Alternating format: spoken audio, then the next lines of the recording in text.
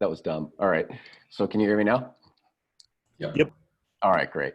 So yeah, I think the first thing to talk about are some of the changes that we had to enact on the server side to go ahead and make this possible. This is a little screenshot of what happens if you just load. This is just the XHR calls too. This isn't even like the images and the other resources. If you just hit reload on Galaxy, this is all the crap that happens. And over the course of using Galaxy, you only pull occasionally, under certain spare circumstances. So we don't do a lot there, but it's kind of weird, like the number of different requests that we have to make just to get data down. An ideal goal for me would be to have a WebSocket one day, but maybe that's next year's project. Anyway, so one of my goals was to get data updated in Galaxy with as few API calls as necessary.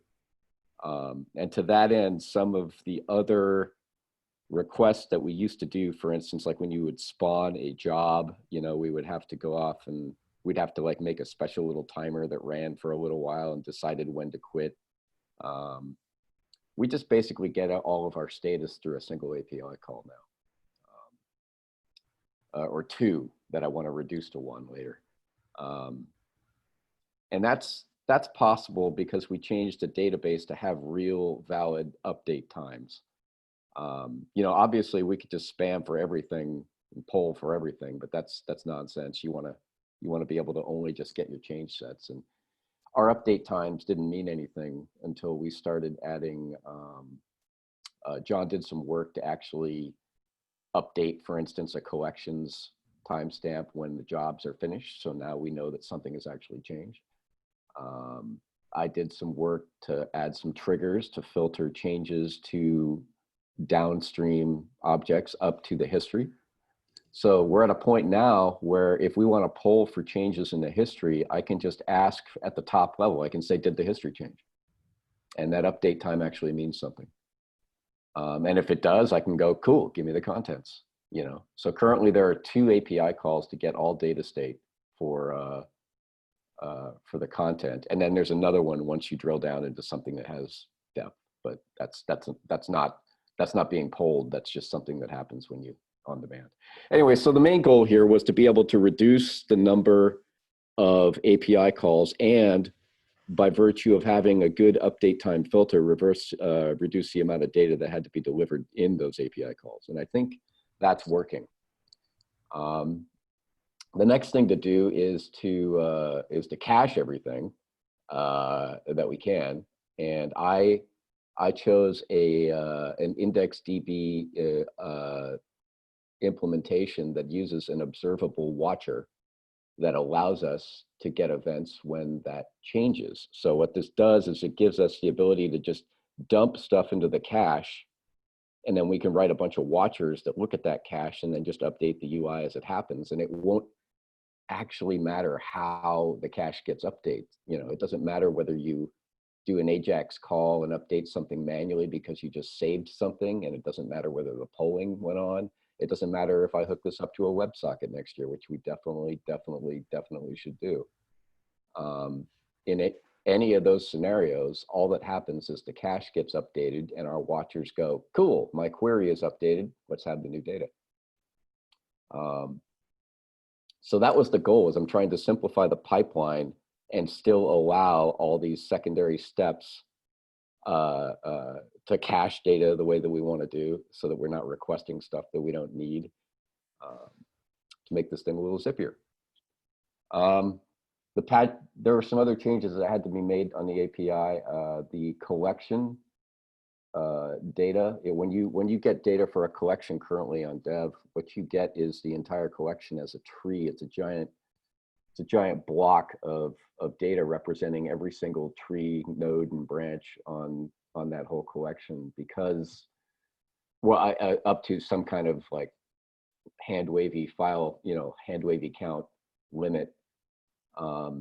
That's real hard to paginate, and my understanding is that people who are manipulating large collections find that frustrating, because you either get the whole branch or you don't. So what we did is we implemented a pagination for collection contents at a specific level, because that's the way the UI looks at it. You drill into a specific level, then you drill into a collection again.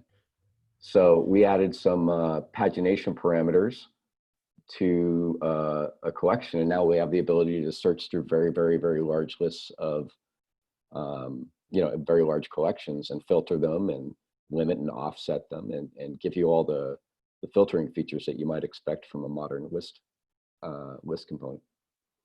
So that should be able to make managing large collections easier as well. And that's worked pretty well. There's room for improvement here. I mean, you can see that this, I put this up here specifically for people who are familiar with the client. This is what a collection, or this is what a data set looks like as an element of a collection. It is nothing like what a data set looks like as an element of a history. And those disparities basically double the number of things that we have to worry about on the client.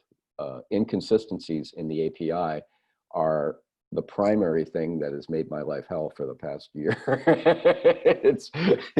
You end up writing a bunch of one-off scenarios for, oh, it's not quite the same in this scenario, I have to add this field in, it makes code reuse difficult. So I think after this thing is basically working, it's worth going back and looking at the way data is delivered through the API, and maybe making the same options available in the different locations where similar data is exposed. Mason, yeah. Can I ask you? I don't know how you want to do this. If you want to do this interactive or not. Yeah. But so do you think that, for instance, we could skip the object part here? Like, yeah, I think at least before expanding. I think that whatever this record looks like should look very similar to what a data set looks like when you ask for it from content. That's my complaint. I understand the tree references here. I understand why they're here. Yeah. But history ID, for instance, is always going to be redundant, right? Yeah, redundant. No, totally. And all I did was the bare minimum that I needed to do to be able to get the paginated list out of the existing code, because quite frankly, I had to teach myself Python, SQL Alchemy, and your database to do this. I was full. So, but yeah, I think we could come back and we could look at this, and we could make these things a little more uniform, and that would actually simplify the amount of work that it takes on the client in handling all these weird little one-off situations. For instance, like right now, this is the history component. There is for the little data set box in the main history, like when you're just looking at your contents, this is the component that runs that. This is the one that runs a collection. But if you're drilled into a collection, I got to have two more. I got to have one that wraps this, and I got to have one that wraps a data set analog of that. And because they behave so differently and their source data is so different, that I have to patch in the parts that are missing, right? So it makes code reuse very difficult on the client. And that's something that's true everywhere. I mean, our API is just very inconsistent. So anyway, that's something we could look at later. But I've tried to silo it off, so at least it works now, and we can just chip away at it, and hopefully just, in a perfect world, all we'll be doing is throwing code out. Next year, maybe I'll throw half of this code away. In order to do some of the things we wanted to do, in order to be able to deliver most of the data that I need in one or two API polls, I went ahead and I implemented a view system in the API now. So yes, now SQL Alchemy has the capacity to do 1988 era SQL objects. So congratulations. We had to add this to SQL Alchemy. You can give it either straight text, or you can actually give this an ORM selectable as well if you don't feel like writing SQL. But this was something that actually looked a lot easier to just write as SQL. But now there's a means of using the ORM to implement a view, and it wasn't that hard. I largely stole it from some advice I found somewhere. I can't even remember where, but It's pretty straightforward. I think this is going to be useful. I think views are underused in our application. There is definitely a lot of, acres of ORM code that I think could be replaced with a few simple things like this. Anyway, so that's what we had to do to the API to get it to the point that it was basically ready. And, the end result of this view is now when you go to contents, you can get this back on your dataset collection, which tells you what jobs are doing what, which I can use to make that little progress bar that John had to make with a one-off poll previously, right? Previously, he had to like fire up another process that said, okay, we're watching this. We're watching jobs on this collection, tell us when they're done. And so it's just more complexity that I felt, if you can do this query reasonably quickly, it's a whole separate set of queries we just don't have to do now. Did you check how this behaves for like when you have a lot of collections with a whole lot of data sets? Because I mean, what is previously the good thing about having it in two queries is you see your structure, and then I mean, depending on the size of your collection, the job state fetching may be going on, and you see it like gray. But at least you have the structure, so you can start working with your history and not wait for that to complete.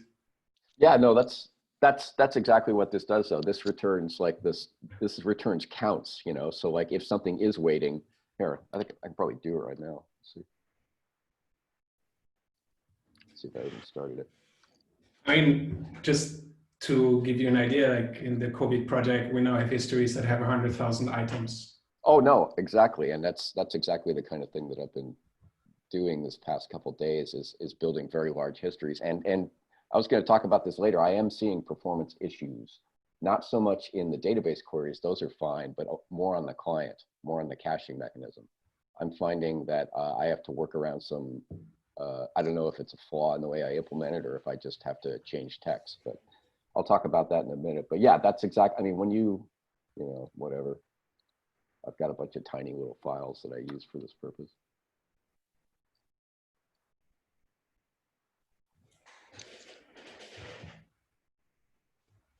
So we still get it. And in each of these cases, underneath this isn't a collection, but the same thing happens for a collection. And it bases that the bars that you want to show on these numbers. The view itself is pretty performant, but I have not made 100,000 collections yet. And to be clear, the poll, it will never be querying 100,000 collections because now that we've got an update time filter in the poll, it won't even do this subquery against those, right? You'll only be getting whatever's new since, 8 seconds ago or whatever the poll duration is. So that was the main goal, was to be able to get that update time in there so that stuff like this was less of an issue. And right now, the performance issues that I'm seeing I think are all on my code, or all client-side code. And that's got to do less with the caching layer than it does with this stupid virtual scroller that I implemented, or stole and implemented. It's just something I got to look at and maybe replace. But that's all client side. What else? That's about it for the API. Moving to the client, one of the important things that I wanted to do was to be able to have, this was Jeremy's idea originally. Oh, where'd it go? This was Jeremy's idea originally, was the concept of having a beta feature, something that's not, that you can just flag on and off. And I think that this is going to be important in these big projects because you're going to want to bang on them for a little while. And it's too much work to just live on my computer, I need to get this into dev so that you people can hit it too and can start changing it. It's just too big of a project.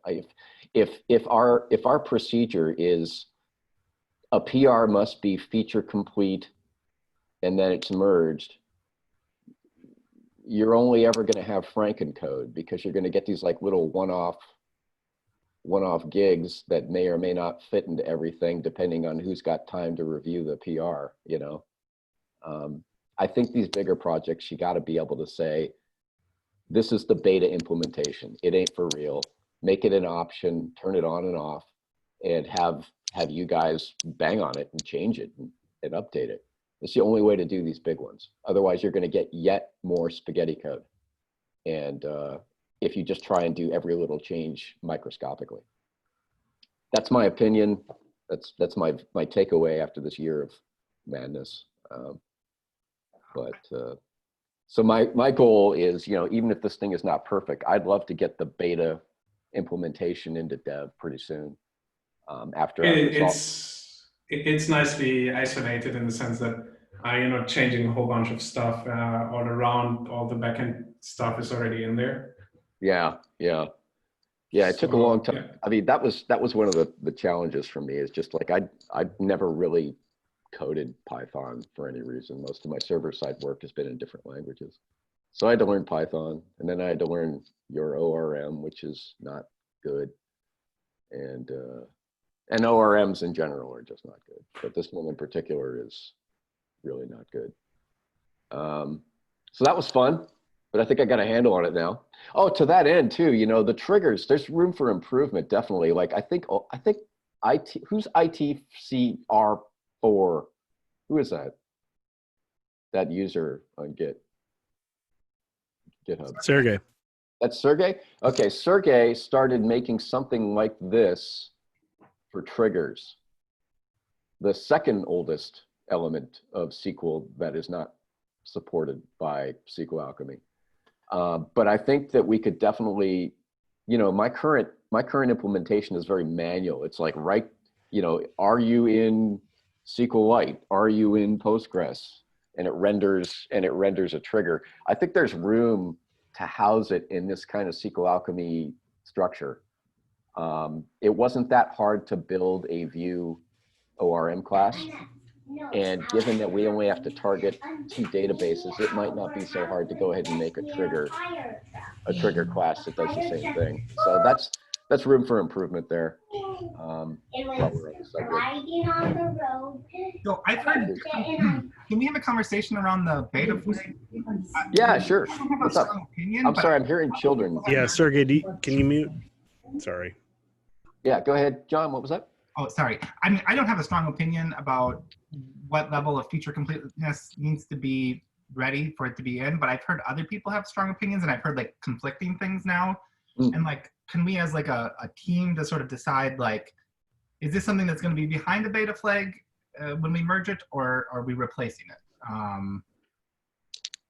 Yeah, I'd like to hear your decision about that too. I think something this big is, my opinion is that something this big and involved is, it's not a good idea to just release it. That's my opinion. I think a beta flag makes a lot of sense for this.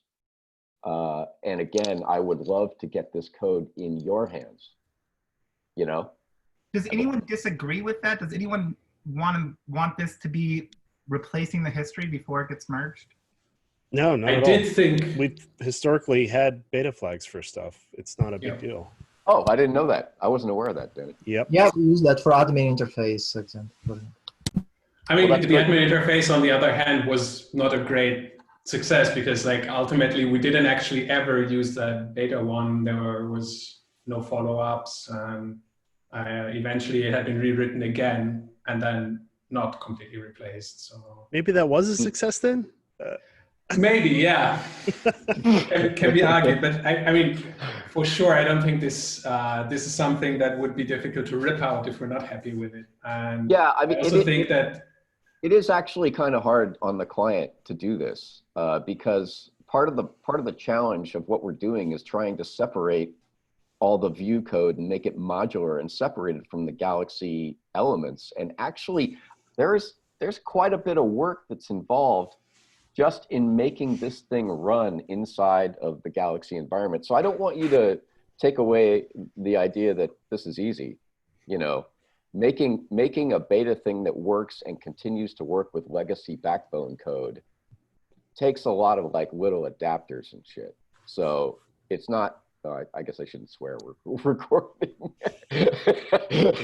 but I still think you need to do it, And I mean, so the other thing I was going to say is that I think we need some super large histories to compare and to switch back and forth. And for that, the beta flag, as you've implemented it, is great. And that's what I'm doing here. This button, lets me just in the same UI go back and forth, but see how it behaves here, and then switch back and check it out in my code. So yeah, that's been perfect. That's been handy. But the hard part is, like, you'll see later when we start talking about the observables and the way that these processes that run behind the scene to monitor the cache and keep everything updated, right? I mean, you got to make sure those turn off when you go back and forth. So it's not nothing, it's not nothing to just flip this on and off. Anyway, so that's my spiel. So it sounds like you guys are largely on board with us trying to get beta in and then improve it. Yeah, I think completely on board. Awesome. Then that's what I'll do. I did want to say thanks for breaking out the API pieces, though. Those were appreciated that you broke them out. And oh yeah, totally. No, I can think about them in isolation. Yeah, no, I like doing that when I can. It's the hard part about this has been actually doing that kind of thing. Like on the client anyway, everything's so tied up that it's been tough. I mean, I've seen some of your efforts. Like I noticed just the other day, I saw this thing. I saw a component, I think you made it, where you were forced to pass the Galaxy client application variable in as a parameter to a view component. That's a bad day, right? Like that's something we got to avoid, right? Like, and I know that you're doing it because, like, you didn't have a lot of other options but that's exactly the kind of thing we need to stop, right? We were reading like 400 variables from the config or something in that component. Right, right. I would have, if it was like 2 or 3, I would have passed in just the config variables. Like, no, totally. It's just, and that's exactly the point I'm trying to make is, like, sometimes it's not easy to just do one little piece, because it's tied to Galaxy with 100 threads, Now you can make 100 adapters, or you can just replace the whole panel, that's kind of, I understand the difficulty. The history is somewhat unique in its complexity and interconnectedness, though. So it is, and even now, it's like I'm noticing, like, if it'd be easy for somebody to look at this thing and go, let's see, what's a good example? Like, here's an old UI it's not going to be talking to this. I mean, it'll work, it'll stick, it'll run, but if I change, it's not like the code that's interconnected already. For instance, I just made like a dummy histories grid to go with this. Oh, did I turn it off? Oh, I turned it off. Oh well. What's your plan for making this work? Because in the end, I guess it's not that different from, mixing API usage, so external API usage and scripts, with looking at the history, seeing what's going to happen. I mean, not everything can be synced through the cache. Everything is synced through the cache. The polling the polling actually does do that. So you're saying even using that old style interface where you're copying data sets, it's the new history is still going to receive those because updates. I'm polling. That's all going to work fine. Yeah, because I'm polling, it doesn't matter how you change the server. I'm going to get the change, right? Yeah, this is the polling that's happening behind the scenes. So it's checking every few seconds to see if this history changed, and then if it does. Right, so I thought that may have changed, or that you were relying on that central cache. Kind of the instantaneous things, where it's this new history. Some of these things, like if you go, I guess for instance, you use the API to change a bunch of data sets. That's you will have to refresh, right? It'll pick it up if as long as the update time is working right. Then the poll will go, what's changed since last time I looked, and they'll come in. So all right. Yeah, that's the goal. I am debugging it right now, but that's the goal. And it's largely working. Again, it's mostly performance issues. Something that I've started doing on the client is making a harsh separation between elements that are just UI and the actual data retrieval. This is something that's, you know, they call them renderless components or provider components in React. There's a lot of different terms for it, but essentially what it is you make one component whose job is only to one component whose job is to take some inputs and then output, in this case, a data set, and load it. And then you just hand it off to your UI, which does nothing except consume it. This is, I think, a good way for us to silo and compartmentalize the technologies that we use to cache and retrieve. There is, I think, going to be some discussion about the way that I cache and where it's being put. And like I said, I'm not 100% sold on some of these technologies, but I think that using a data, like a provider component like this, gives you the opportunity to abstract it away and say, I don't like the way this happened, but we just have to change this provider now, you know, and everything else works.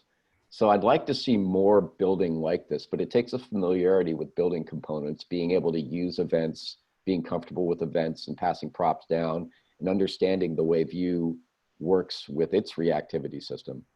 I'd like to see more of this because this is easier to test too. That dataset UI component is basically a function. It's basically just, these are the props, I render it, right?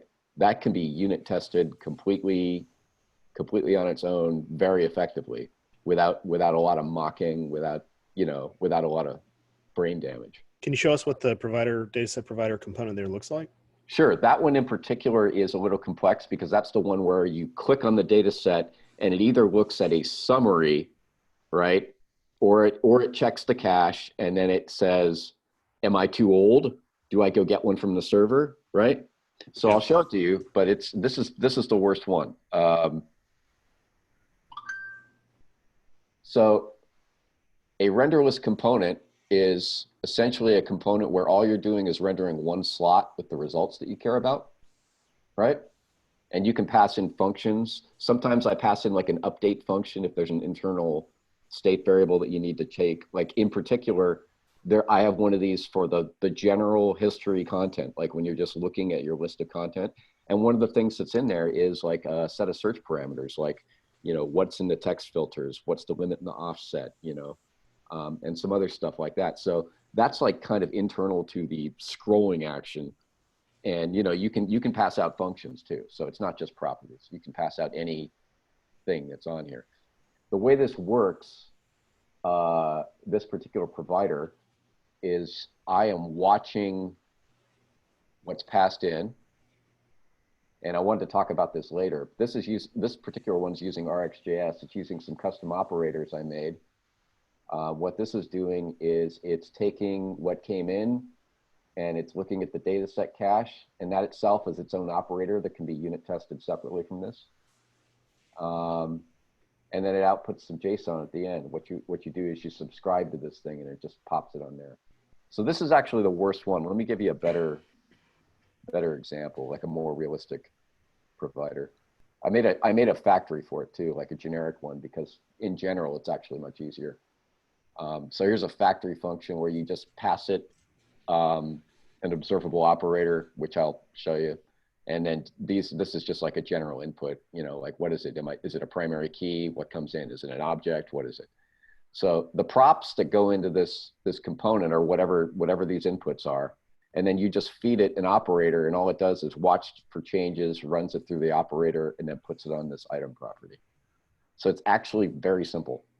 The trick is that I'm using RxJS here, and that's handy because our database, the IndexedDB database that I'm caching all this data in, there is a package that puts an observable layer on top of that. So that's how I'm getting all these live queries. Essentially what it does is it has PouchDB on the base, and then there's an RxJS interface to it that lets you write Mongo-style search queries that are always accurate. So you say, let me show you how this is done. Essentially in history, this is a history content provider. You give it some search parameters and the history ID, and what comes out is the right contents, right? And the way that it's doing this is the guts of the actual system. There are 3 observables that it subscribes to. This is the one that stares directly at the cache and it says, just give me everything in the cache that matches the query, right? So you subscribe to this one observable, and then that's the actual results. That's what actually comes out. And then there are 2 other things that run. There's, hey, did he screw around with the parameters? Do I have to load something from the server? You know, that's what this one is, right? So if you're moving, you're scrolling, changing your text inputs, there's another observable whose job is to go to the server.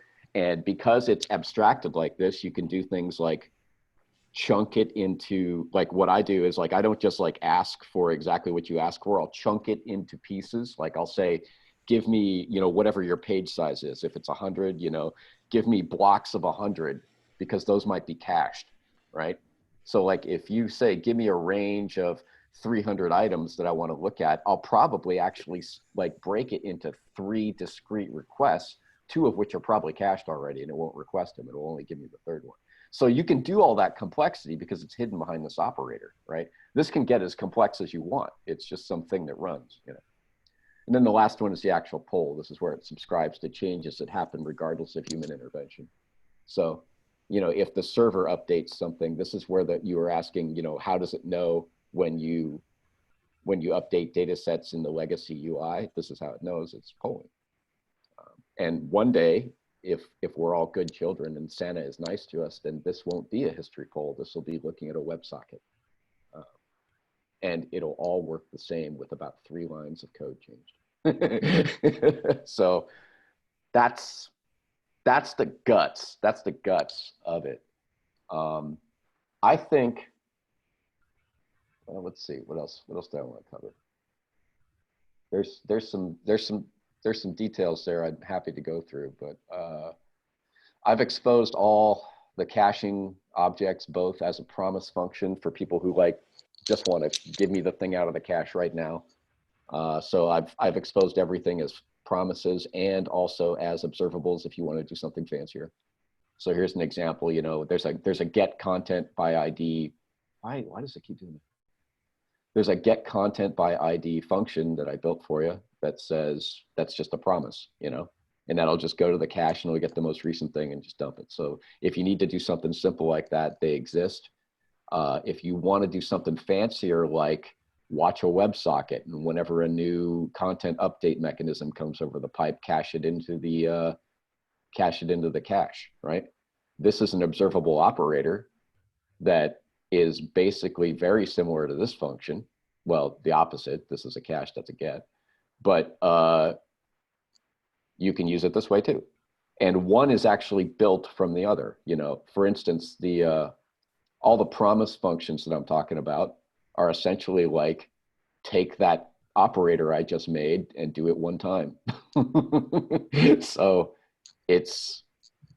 I think I've given you a lot of flexibility. In the event that somebody is not comfortable using observables, you don't have to. You can just use these promises. What else? Okay, John brought up the other day that we have to emulate, you know, update the integration test to work with the new code. He says he's very wisely afraid of big code releases that aren't tested well, and I think he's right. I have questions about whether we should adapt the existing tests or write Cypress tests. As a guy who just had to learn a bunch of code that I don't really need to do most of my job, I think it's kind of strange to ask JavaScript programmers to have to learn Python so that they can test their JavaScript.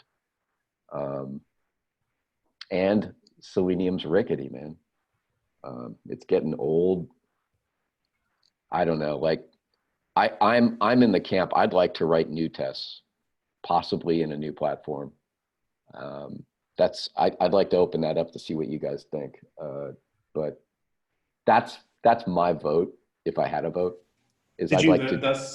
Did you take a stab at, you mentioned you were going to take a stab at just writing a couple and seeing how it works. I do want to take a stab. Like, okay. Like a couple of the basic ones were very straightforward, but like I would like to try and port some of John's existing interface integration tests over. Like a lot of the stuff too that John is testing. I think he pointed out that, you know, in theory, you could just take the existing tests and just update some selectors, except that the UI isn't, you know, it's not going to be that simple. I mean, the UI isn't the same markup. It doesn't behave the same way all the time as the old one.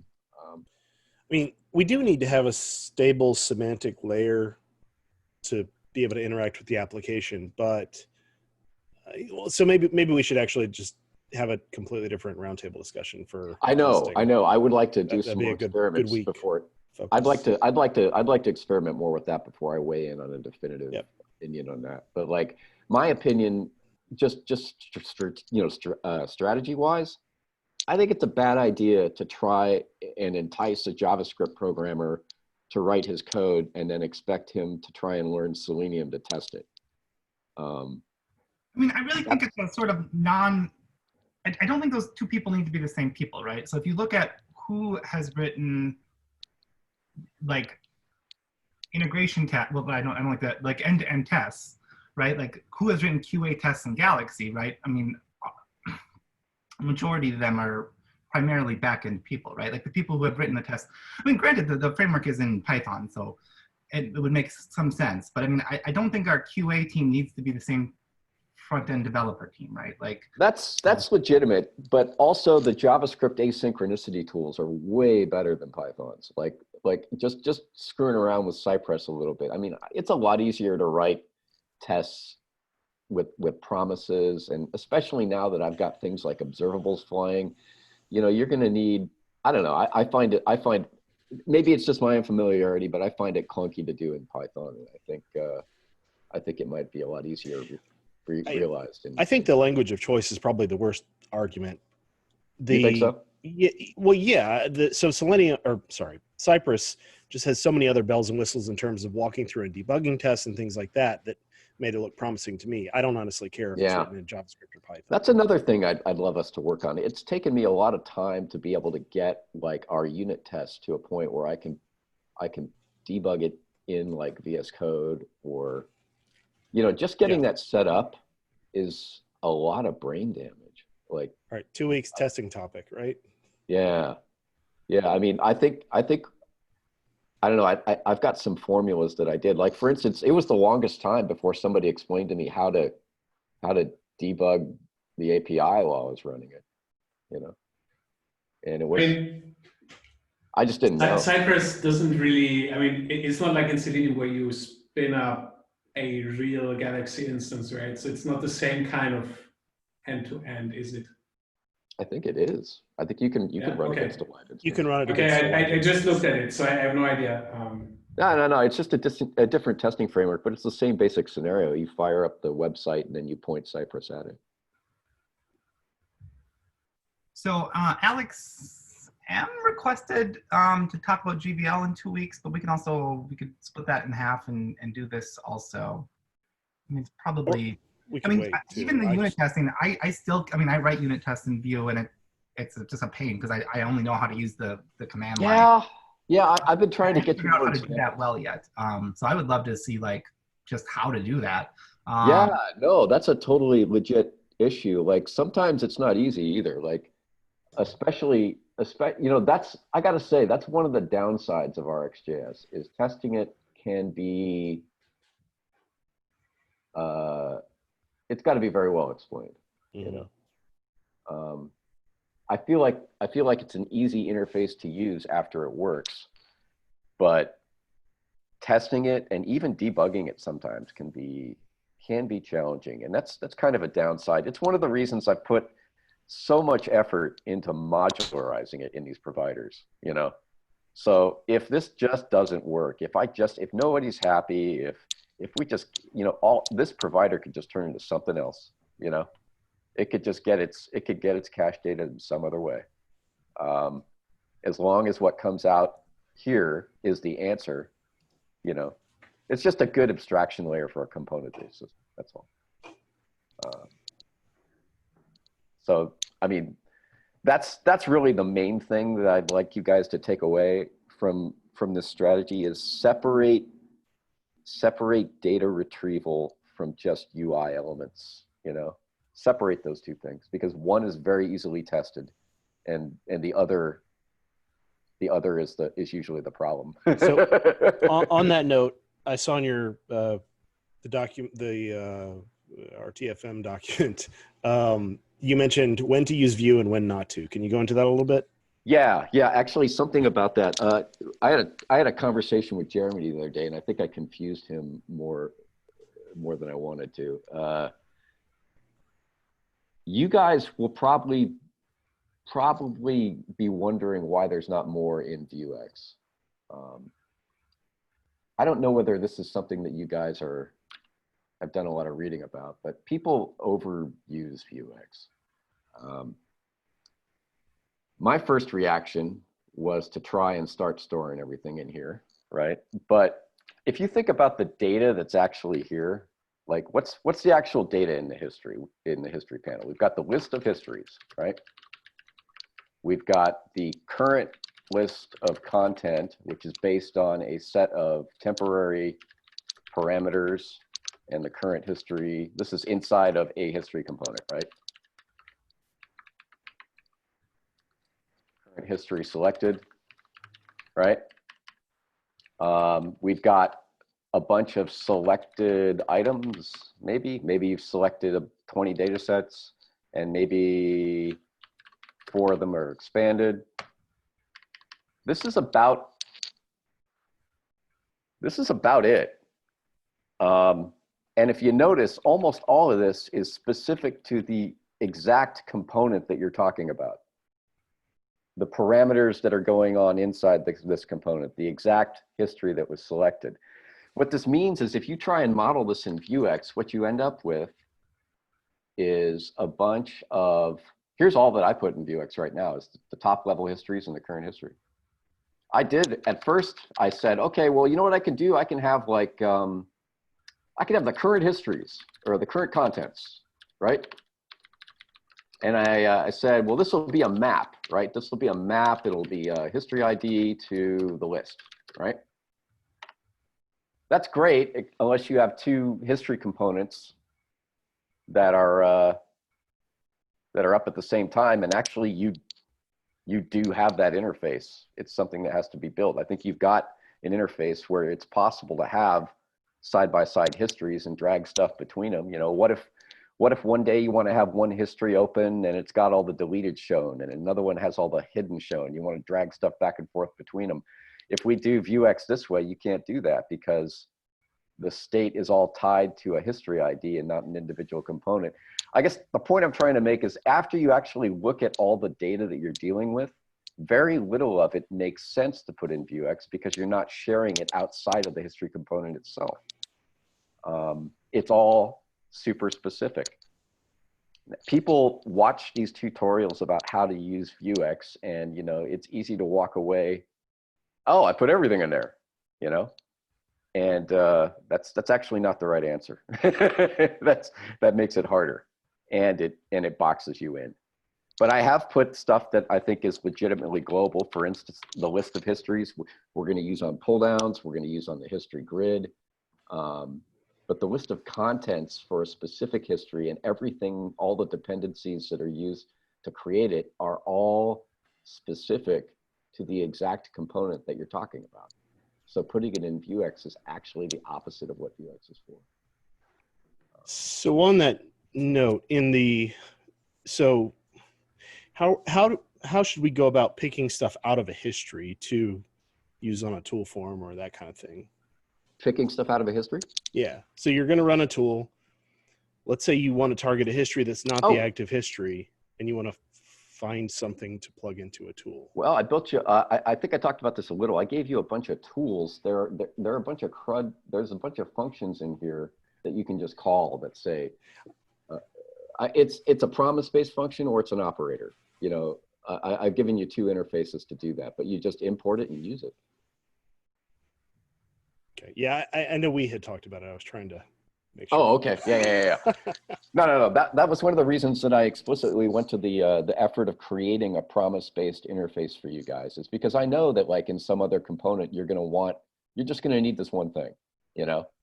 You're going to need to look up some data set by history ID and I don't know what you're going to need, but like you can do it.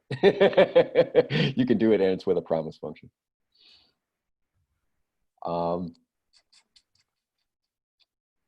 What else? I think that's about it. I think the big takeaways are we really need to start separating data retrieval from rendering using this kind of model. I'm going to redo the tags to do this too. Originally, when I built the tags, I tried a dependency injection scheme, and I think it's confusing people more than it's helping them. So I think you know, something like tags might benefit from being, you know, something like you know, tag service, whatever, you know, history ID. Right? You got a history. I can't type right now. Right? And then that thing that I've got is stateless tags. You know, it's a bad name maybe, but that just takes the results. You know, that kind of scenario I think would work for a lot of different things in our interface. Yeah, it'd be great to see some slightly simpler examples than the history for this kind of thing too. Yeah, well, and there are, like, if we take smaller chunks of the history, for instance, if we go into the content list, this is the list of stuff that I just gesture with my hands. You can't see that. Here's a simpler one, right? Well, it's visually simpler anyway, you know. So you're looking at a little box that holds the data set, you know, and this could be, I don't know, the things you need to get it are here. The result is here. It's essentially a componentized function. But I think the paradigm is good, you know. And I do want to do tags. Go ahead. What's that? I mean, actually, I have a million questions, but we have 5 minutes, and we had another. Okay. You should well, probably... you could ask me a million questions whenever you want to ask me a million questions. I think we're just gonna shelve the COVID-19 till next time. So let's continue that. You sure? All right, I can answer a million questions. Go ahead.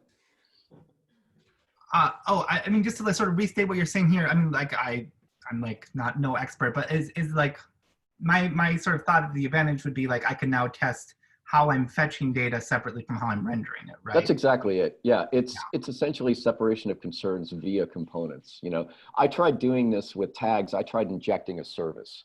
I kind of had I had a service, like a service variable. You know, like I had a service property. You know, like a tag service, right? That pattern went elsewhere in the application too, but yeah, this looks a lot cleaner. Yeah, no, I don't like it in retrospect. I think it was a poor choice for a component-based system. And to be perfectly honest, this is a more traditional way of handling it in other component-based systems like React and Angular.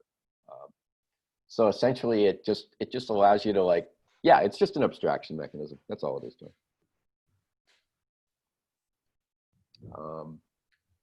About caching, I've not sat down and looked at our RJX, but how is the cache size managed? It's any answers to that question are PouchDB, because the guts are PouchDB. It's essentially a layer on top of PouchDB. It's a very well developed database package for IndexedDB.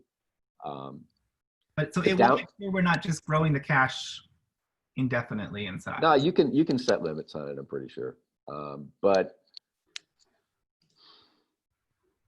that's one of those performance issues I want to look at. Like, how much of a problem is it? You know, it does some amazing things though, just out of the box. Like, it'll do, by default,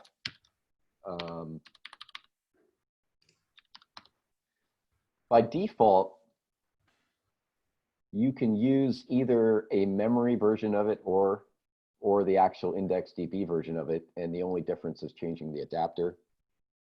Even if you use the IndexedDB version of it, it is possible to set up your data set collections, your database collections, such that they work in memory first and replicate down to IndexedDB, so you get better performance that way. It's a super robust system. The only problem with it is the actual layer on top of it that provides the observable interface is not as good a system as the guts underneath. This guy, it works, but it's not a super easy, it's not a better open source system. I think in my next life, after I'm done with this job, this is probably what I'll build, is I'll probably build a better version of this thing.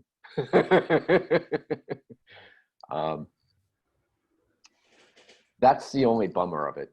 But that's the thing that gives you the query ability. For instance, you know, when the history contents, the thing that actually shows up on your list by looking at the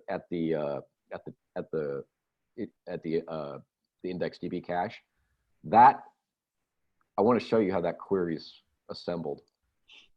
Essentially, what you do is you make what looks like a MongoDB selector, and then you hold on to this query object, right? This dollar means observe all changes that match this query forever, right?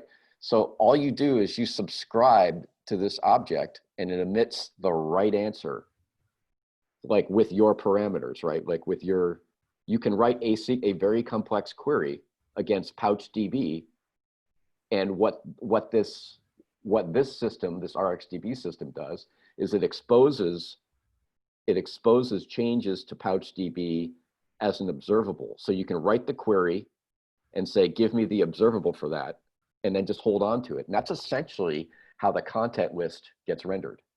It says, give me all the content where the deleted flag's on, and with this text search and within this limit and offset, right?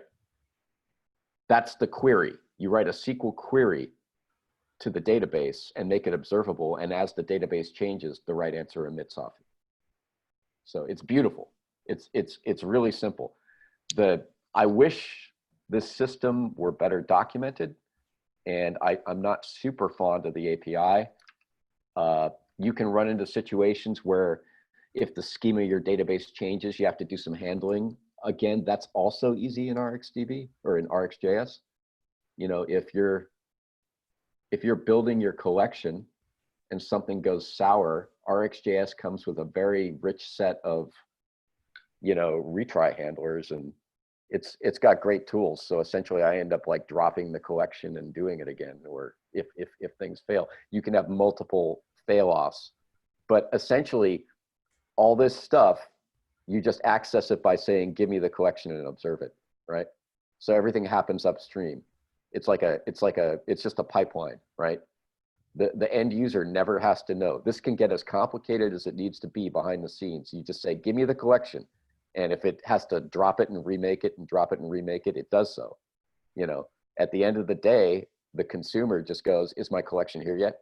You know, so it's a beautiful system. I just think that I think this particular package is not awesome. What's the largest history you have thrown at this, out of curiosity? I was screwing around with 3,000 items in just random floating files yesterday, and I was seeing performance issues, but I don't think it's got anything to do with the caching. I think we have I implemented something, a virtual scroller, which the idea is like, let's say you do have a list of 3,000 things. You don't render 3,000 things. What you do is it says, okay, well, you're this far down the list. Inside the box on the screen, I'm just going to render these 20 items, right? And as you scroll, I'm going to change what those 20 items are, right? I think that's actually what's broken.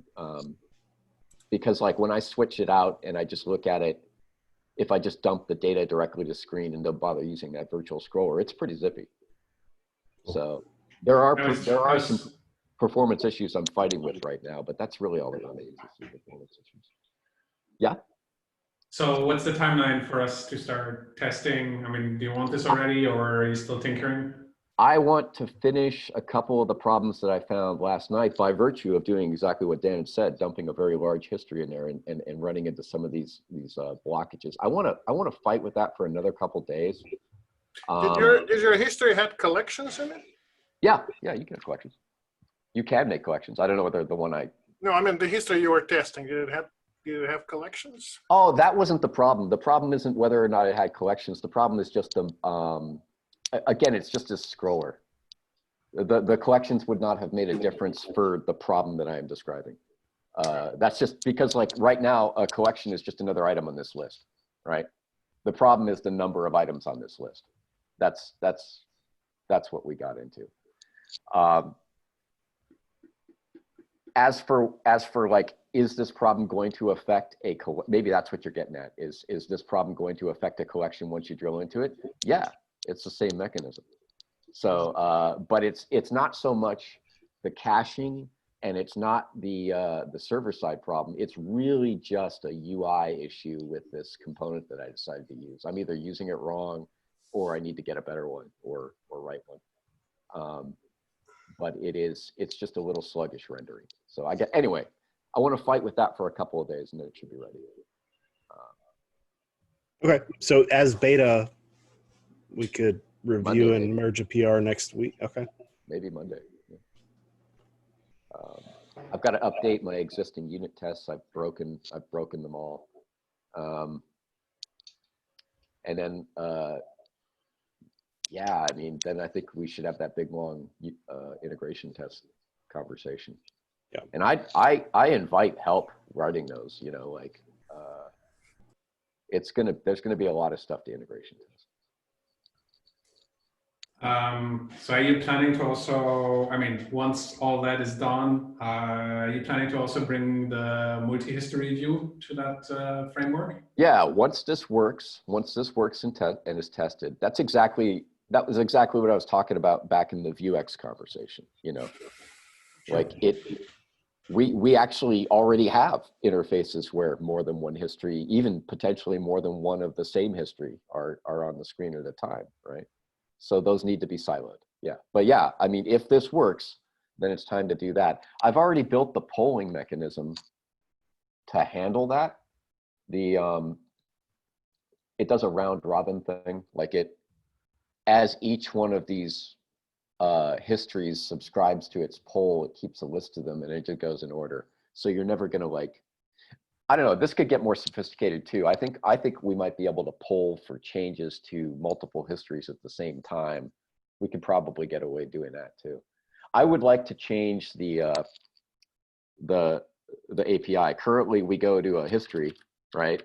Did I change? And if it does, then I go to contents, right? I think it would be good to maybe make a new API that delivers both those results in one and maybe for multiple histories at the same time. Because the slowdown in a client in a web page is less about how much time a specific request takes and more about how many requests you do. That's really what makes the UI feel sluggish. I don't know if that's true if you have a lot of histories, but we'll see that, I guess. Yeah, well, we could limit it to, you know, I mean, we could only send in one. I don't know. I really don't know. It was just an idea that occurred to me the other day, you know, because currently this is two API calls. The advantage of it this way is this is often empty, you know, this is often nothing, right? So it never even does this, right? It only goes to get contents if a history update time triggers and it goes, oh yeah, stuff's different. So then it goes and gets content. So perhaps naive question, at what point we'll be ready to discuss actually the user-facing features? I mean, how it will look, what's you know, tree layout, stuff like that. Anytime really, that's actually the easiest part to change.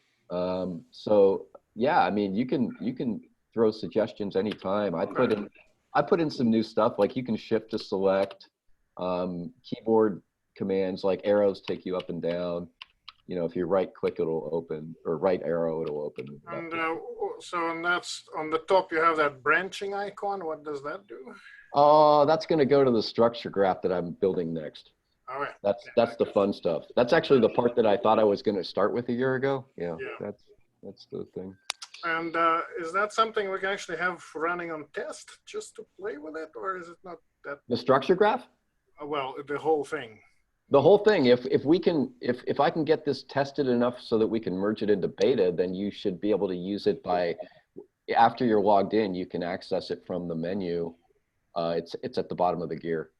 All right. Yeah, we can deploy it as beta on test right away. You should really start deploying it with users like me, so I can. Yeah, that's exactly why I want to get it out there. And plus, like what you just said is like, can we start talking about the UI? It's like, yeah, I could do that, or you could. You know, like if it were on dev, if it were tested enough to be able to be on dev, then anybody could take out a PR and change the UI. You know. Because again, as Galaxy goes, that's the biggest problem. This is what prevents I agree. doing anything. I agree. I've tried to add a few simple changes. Some of the things that I did change, I can just briefly go over what they were. The filtering mechanism is here now, so you can do deleted, hidden, and this is deleted and hidden. So the selection scheme, pretty similar. It's just I've added some keyboard convenience. You do the tags, the old search query allowed still work? Say again, what was it? The tags, there was some sort of tagging mechanism. Oh yeah, like name equals. Yes. Right? Yeah, that works. I actually built that just the other day. I saw that note. It's pretty easy to do that. That was actually very simple. I mean, all that you end up doing is making that query to the, remember how I showed you there was a SQL query essentially that you give the cache? It's just a little more complex. I mean, it's not, you end up like. Nice. I mean, that was the thing I was going to say when I tested your PR yesterday. Yeah. No, that was actually super easy to add. All you end up doing is parsing it into the pieces and then adding another, you know, criteria to the Mongo selector. Does the filtering work for does the filtering work for like states? So you can say, show me only failed jobs or show me only fast food? I can make it work for anything that we parse out of it. You know, I can do that. I don't know whether it does right now. I just put it in the other day because I saw that note. I don't know. Let's try it. Let's see. Yeah, it should work. Those are okay. Let's make an error. I don't know. I don't know. I got to make an error now. Galaxy impossible. Well, if you just say state is error, state equals error, does it give you no results? No. So that one's not working. Okay. Yeah. It could be that that's not in my list of things that I parse, but it can be. It can be. The real question is like I noticed that a lot of those fields, there's two layers of data here, right? Like the thing that you're looking at here right now is like a summary. There's like a limited amount of fields. And this search operates right now against that summary. So if it's not in the summary, maybe it's not finding it, you know. We can do one of two things. We can add more stuff to the summary, or I could see, because like the actual data, if this was something that was in the details aren't here yet. Now they're here. Yeah, you could have it hydrate the details after the initial pass, or maybe, yeah. I've actually debated not having the disparity between the summary and the details, because the details aren't that big anymore. You know, I've thrown out a lot of the nonsense. The thing that was worse was there used to be a giant visualizations object in there. Mm-hmm. Oh yeah, that was bad. Like it was just huge, right? And after you throw that away, the rest isn't that big. I've actually debated just not having that split anymore. What do you think of that idea? I'd want to see it with tens of thousands of data sets in the searching working, right? I actually think it would be better, because right now, like what I have to do is I do a query against that summary to get a bunch of IDs, and then I do another query to get the detail. right? Yeah. We'd be throwing that out. It'd just be like, here's the list of shit. Well, What's the detail? the answer is a performance test. Yeah. Yeah. No, you're right. So. Without the viz, do you render the viz links anymore, or? Oh, this is like a 1, 2, 3 file I made. Like I don't even remember. I used to render them. I don't know. I'll check. But if they aren't there and we need them, I'd rather do that on demand. I'd rather click to get the data that you need and then render it. You know? I mean, it's fine when you expand the data set. I guess you can still fetch it. Yeah. That's the thing is like, if I put a link on here that says, you know, we need the visualization links, then I'll go get the data. You know, I'd rather just do it on demand. So I can't even remember, to be perfectly honest. I've been looking at something else all week. It's something small we can figure out. I don't want us to go too far over. We're already 13 minutes over. Yeah. All right. Anyway, there's a lot to it. This has been great, though. Yeah, there's a lot to it, and I need to get this in your hands because I'm going crazy, and I want this pain to end. So one thing I want to say. So we have a lot of people here who are usually not in these meetings, like Nicola, Matthias. So do you guys have anything you want to say about this, or do you have any particular problems that we need to think of? I mean, if you don't, that's fine. I just think that there's a great opportunity for us to join the conversation, and because we normally just develop on our own, I guess. Yeah. But apart from the online conversation, it's nice to be able to talk. Thank you for joining. Actually, it's great to see. Mm-hmm. Yeah, for me, it's an opportunity to learn about different parts that I never touched before and get a glimpse. Yeah, and also we have Pablo here and Dan. Okay, well, sorry, no COVID-19, but you know, every day we know more, so it's going to be more interesting next time. So let's tentatively schedule it for next Thursday, unless something more interesting comes up. And Mason, keep us updated. Every other Thursday was the plan. Every other Thursday. Yeah. All right. Well, I'll get this PR up as soon as the unit tests that I broke are working, and I've resolved some of these like more glaring performance issues. I can't wait. I can't wait to have your hands on it too. John, Dan, and Nate, what was the plan for so we're just asking for volunteers for next time, or I mean, I can volunteer as the sort of a plug. So we have the form for people to submit their proposals, and they can be flexible. They don't have to be, for everyone else on the call, these don't have to be full hour-long presentations or 75-minute long as it was. But okay, is that form easily findable? There's a bit.ly for it. Yeah, we can make it more findable too. Okay. They don't even need to be. Wants to present GVL. He submitted something on the form, and we still want to have a conversation about citations, right, or author lines. Yes, that's a good conversation to have, and if we know that, then because one of the things is that we need to develop a policy from what Marius has proposed, so we need to develop that and discuss. I don't know. It seemed like testing was a big one too. Yeah. We could have a week on testing, but there's no rush on any of this, and we can. It's good to have a backlog of things we can sort of work in. All right. Thanks. Thank you, everybody. Thank you, Mason. Okay. You guys take care. Recording. Thanks, Mason. Thanks, everyone. It's vitamin D and oxygen. I'll send the recording once I get the link. See you guys. Thanks.